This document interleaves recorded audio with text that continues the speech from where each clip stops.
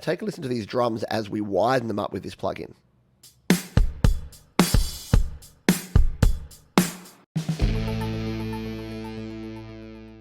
Stereo wideners can be an amazing thing. They can really widen up your mix, but you got to use them really carefully, especially some of them.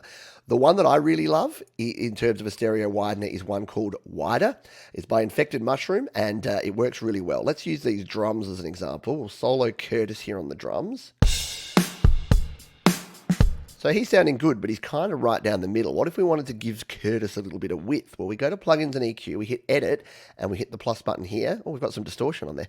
We hit the plus button here and go to audio unit extensions. Now you can download this from the App Store. It's called Wider. I've got videos here on the channel about how to use it in more detail. If you want to check those out, just search my name, Pete Johns Wider.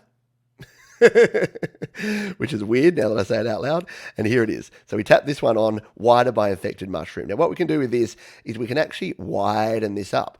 And as we go, what will actually happen though is sometimes stereo width can add phase issues. And phase issues are okay in a stereo mix, but the point that Audible Video is making here is that if you have phase, what it can actually do is cancel each other out, which means when you sum that stereo back down to mono, it can actually make the sound disappear or be significantly lower volume.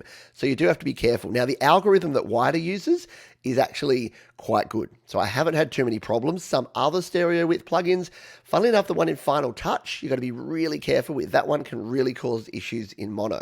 So if you're mastering or if you're using other apps, be really careful when you're doing this. But if we bring this out wider, take a listen to these drums as we widen them up with this plugin.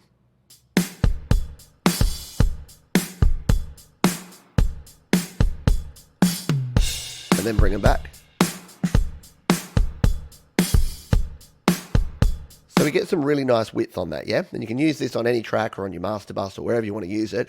But yeah, do be careful. What I found is as soon as you go beyond that 100 and you're into this virtual space of width, that's where you can start get phasing issues. So I use Wider, but I use it gently. I might use it around 20% or 30% on a couple of tracks just to give that width. And it works well on drums, also on vocals. Vocals is a great use of the Wider plugin if you are digging that. But yeah, good question.